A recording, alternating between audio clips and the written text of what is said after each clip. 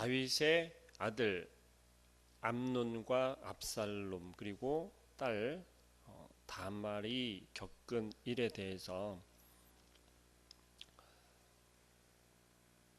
다윗의 지난 과거 범죄한 것을 우리는 떠올리게 됨을 볼 수 있습니다.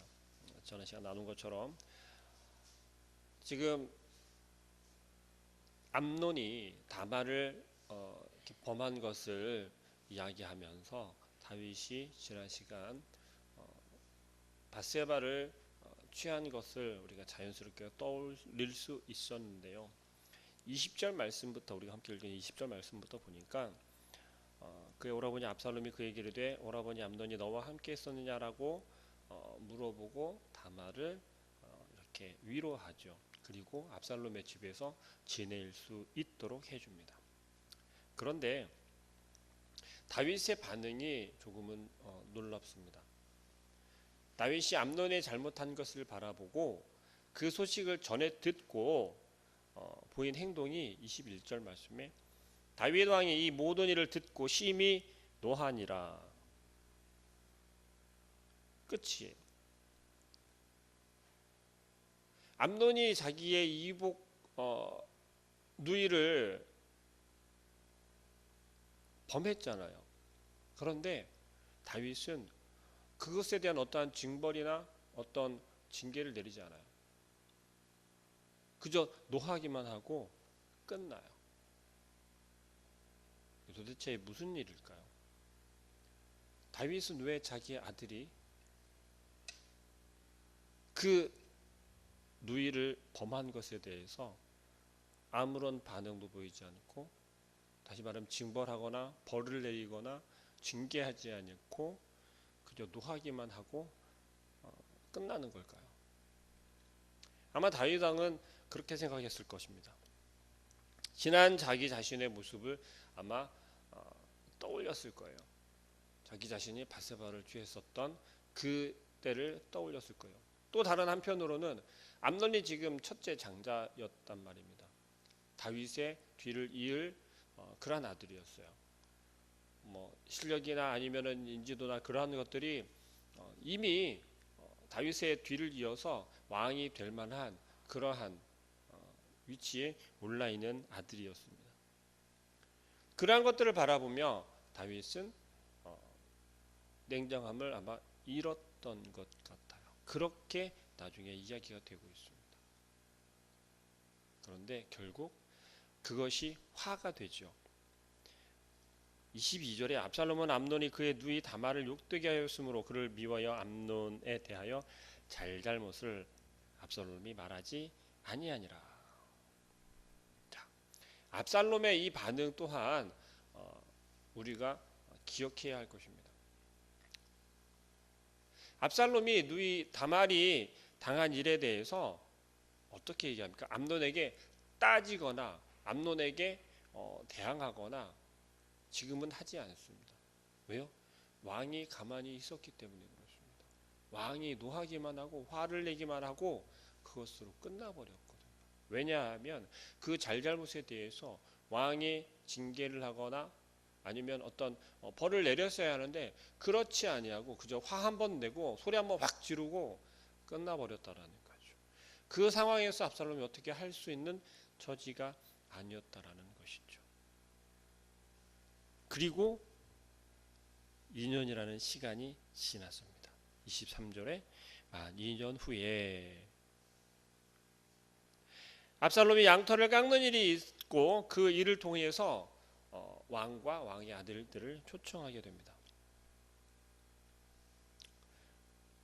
이때 당시에는 양털을 깎는다라고 하면 아마 축제를 벌이고 잔치를 벌이는 그러한 풍습이 있었던 것으로 기록되고 있습니다. 지금도 중동 지역에 가면 양털을 깎을 때 보면 양들을 다 모아놓고 이렇게 미는 것을 볼 수가 있습니다. 굉장히 좀 큰 일이고 사람들도 많이 모이고 북적북적하는 그런 때이죠. 다시 말하면 좀 축제 기간인 것, 잔치를 벌이는 그러한 기간이 되어진 것입니다.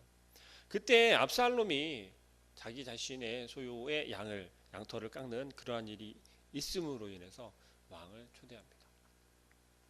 그런데 우리가 잘 생각해 볼 것은 이 압살롬이 22절에 말한 것처럼 압살롬은 누이에 대해서 잘잘못을 아직 말하지 아니했다라고 이야기합니다.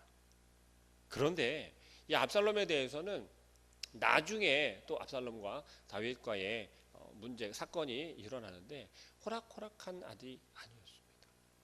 암논이라고 하는 그 형이 어찌 보면 암논이 없으면 압살롬 자신이 스스로 왕이 될 수도 있는 그러한 위치거든요. 그러한 자격이거든요. 압살롬은 야망이 있는 그러한 아들이었습니다.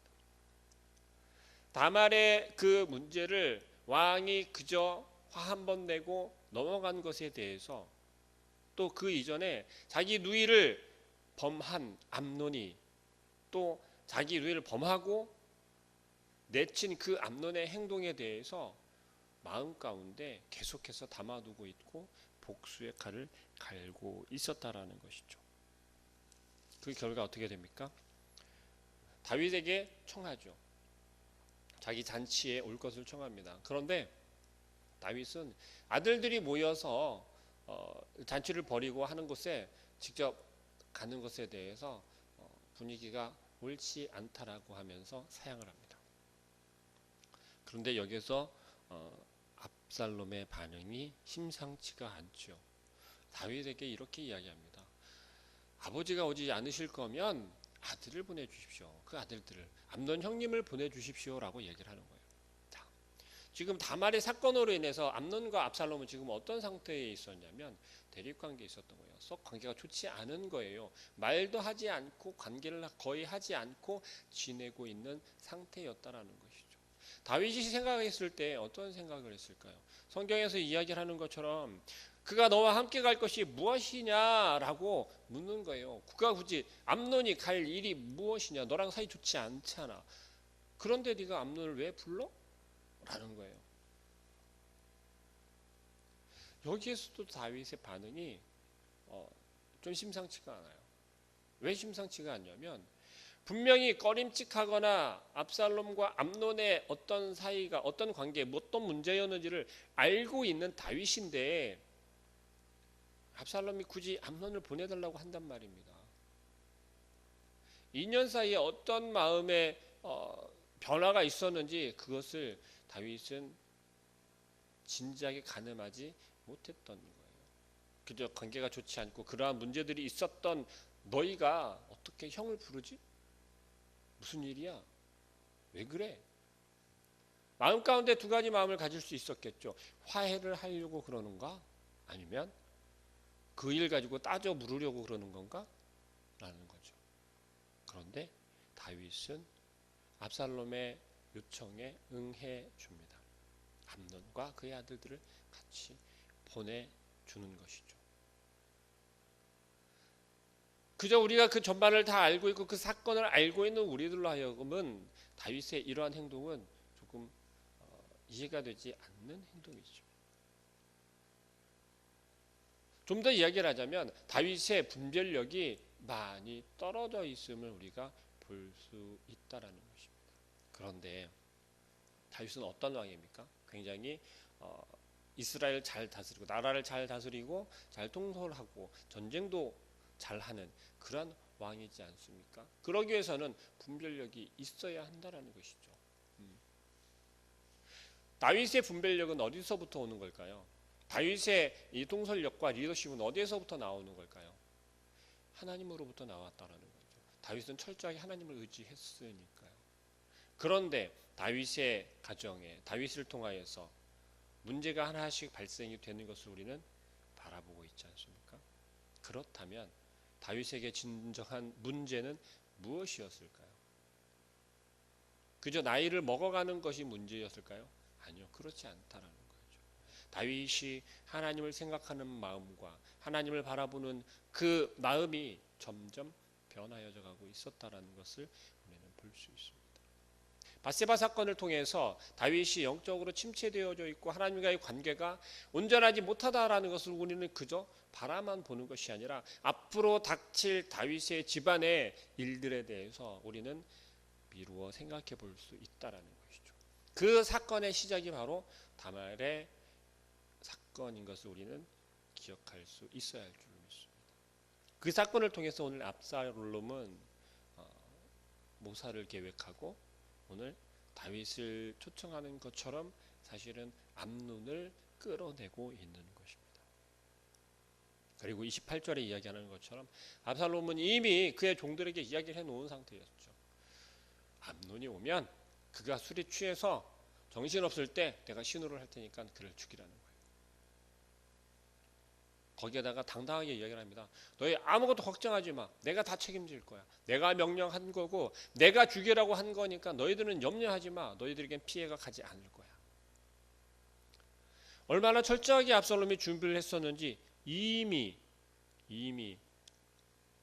만약에 다윗 왕이 함께 그 자리에 동참했다라면 어찌 되었을까라는 생각을 해볼 수 있겠죠. 다윗이 함께 만약에 갔다면 그 아들들과 함께 갔다면 과연 아버지가 보는 자리 앞에서 그 아들을 죽일 수 있었을까? 죽였을까? 그 일을 실행했을까? 라는 거죠. 학자들은 그렇게 이야기합니다. 나중에 이 뒤에 압살롬이 다윗과의 관계가 틀어지는 걸 보면 아버지 다윗이 함께 있는 자리였다 하더라도 암논을 죽였을까라는 겁니다. 다말이 당한 그 일에 대해서 엄청난 복수심을 가지고 있었던 거예요. 마음 가운데 엄청난 시간을 기다리고 있었고 계획을 세우고 있었고 그 마음 가운데는 오직 복수만이 가득 차 있었다라는 겁니다. 그리고 그 일이 오늘 이루어진 거예요. 그 일을 실행시킨 거라는 거죠. 다윗에게는 이렇게 이야기가 들려옵니다. 다윗의 아들들이 왕자들이 모두 죽었습니다. 지금 누구만 죽었죠? 암논만 죽었잖아요. 모두 죽었다라는 거예요. 이 소문이 어디에서부터 나왔을지 그 근거는 정확하게 기록되어 있지 않습니다. 그런데 그 소문에 이어서 등장하는 것이 요나답입니다. 요나답은 어떤 인물이었죠? 암논으로 하여금 암논을 부추기고 암논에게 방법을 알려주고 그렇게 하면서 다말을 범하게 만든 그 요나답이에요. 그런데 그랬던 요나답이 이제는 다윗에게 와서 이야기를 합니다. 다윗 왕이시여, 왕자들이 다 죽지 않았습니다. 암논만 죽었습니다. 라고 이야기를 합니다. 우리에게는 이와 같이 여기에 붙었다 저기에 붙었다 하는 사람들이 있습니다. 이 사람에게 좋은 말을 하는 것처럼 여기에서 이야기를 하고 저 사람에게 좋은 말 하는 것처럼 저기에 가서 또 말을 하고. 그런데 중요한 것은 이 요나답이 보이는 행동처럼 좋은 말을, 살리는 말을, 그러한 충고를 하는 것이 아니라 지금 어떤 모습을 보이고 있습니까? 자기 자신의 사지사욕, 또 한편으로는 이기심, 질투, 미워하는 마음, 욕심, 우리들에게 그러한 마음들을 부추기고 있다는 것입니다. 여러분들 혹시 옆에서 누군가가 나에게 찾아와서 나에게 다가와서 정말 아름답게 열심히 헌신하는 모습으로 신앙생활을 할 수 있게 말하는 것처럼 하는데 결국은 이기심이 커져가게 하고 욕심이 생겨나게 하고 질투가 일어나게 하는 그러한 말들을 혹시 하는 사람이 있습니까? 아니면 내가 그렇게 하고 있습니까? 결국 이 요나답은 다윗에게 계속해서 꼭 간신배가 하는 것처럼 그러한 모습으로 다윗 옆에 있다라는 것입니다. 그리고 요나답의 말처럼 돌아오죠. 누가요? 암논을 제외한 나머지 아들들이 돌아옵니다. 다윗은 암논을 정말 사랑했었나 봐요. 굉장히 슬퍼하고 암논의 일에 대해서 정말 많이 자책을 하고 있죠. 근데 그 이유가 무엇일까요? 내가 온전히 하지 못한 것을 내 아들들이 따라하는구나.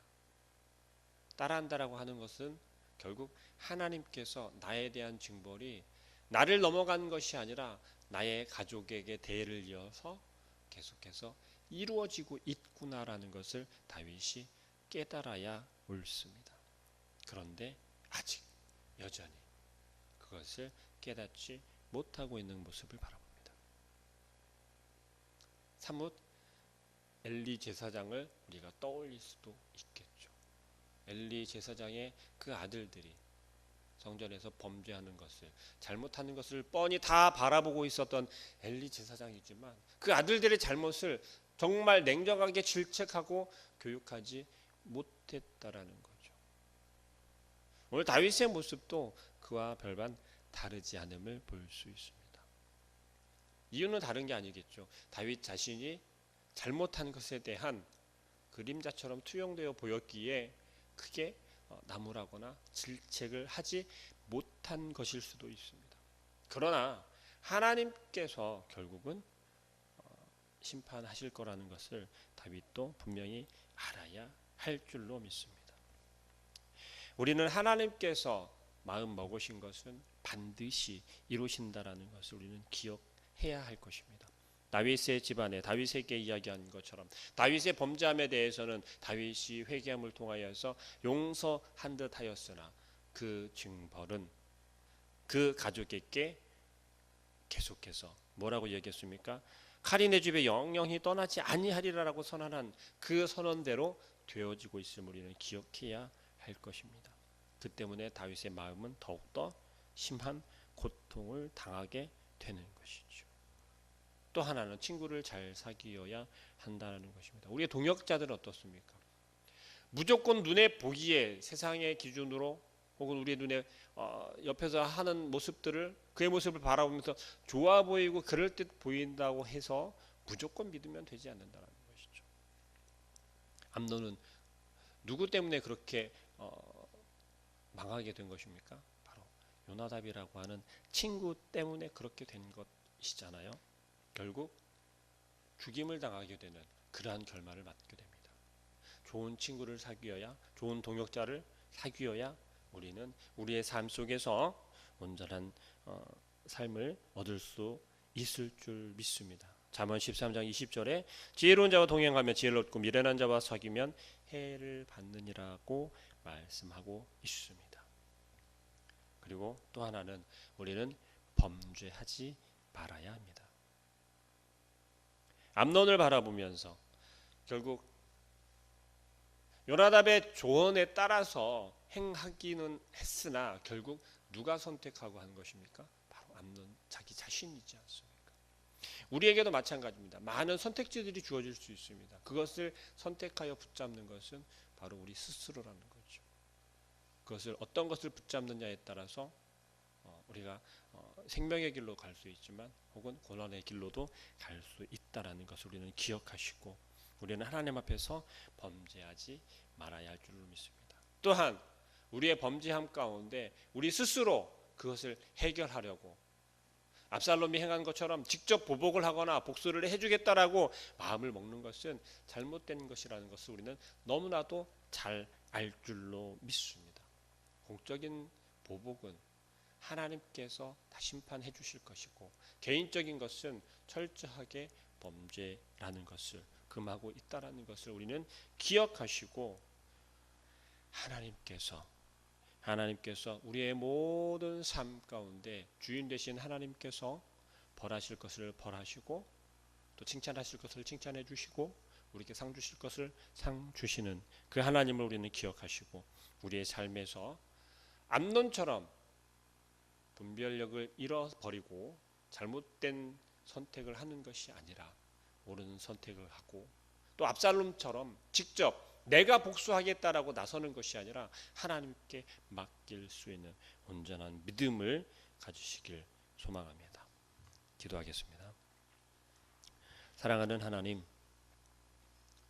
하나님께서 우리에게 말씀하고자 하시는 것, 다윗을 통하여서 다윗의 가족을 통하여서 암논과 압살롬을 통하여서 우리에게 말씀하시는 것, 오직 모든 징계는 하나님께 있으며 또한 심판 또한 하나님께 있음을 우리가 기억하게 하여 주옵소서.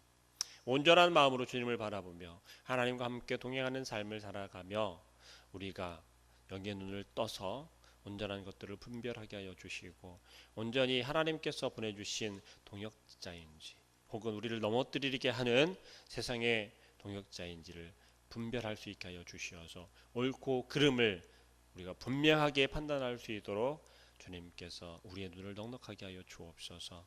아버지 하나님께 말씀을 또한 아버지 하나님의 그 말씀이 우리의 삶 가운데 온전히 역사하심을 의지하게 하시고 우리의 마음 가운데 나의 생각이나 나의 고집이나 또한 나의 계획들이 앞서지 아니하도록 주님께서 우리의 마음을 다스려 주시고 또한 우리에게 말씀하여 주시어서 하나님의 그 온전한 길로 나아갈 수 있도록 인도하여 주옵소서.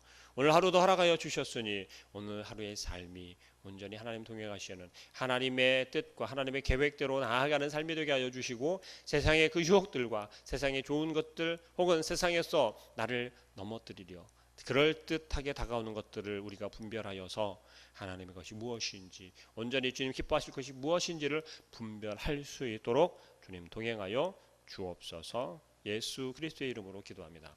아멘.